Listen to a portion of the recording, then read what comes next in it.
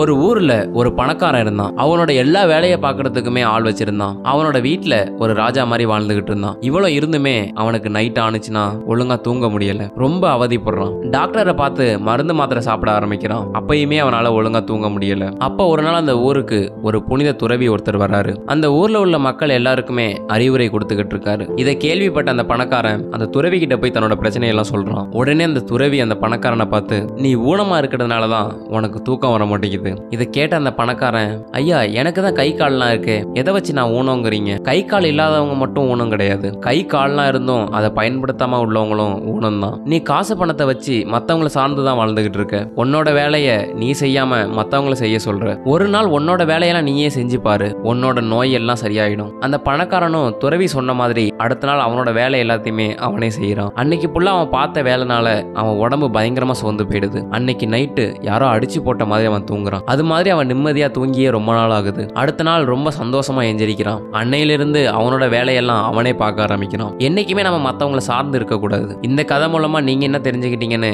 மறக்காம கமெண்ட் பண்ணுங்க. இந்த வீடியோ பிடிச்சிருந்தா இந்த வீடியோக்கு ஒரு லைக் பண்ணுங்க. ஸ்டாரி ஸ்டேட்டஸ் இன்ஸ்டாகிராம்ல ஃபாலோ பண்ணிக்கங்க. யூடியூப்ல சப்ஸ்கிரைப் பண்ணிக்கங்க.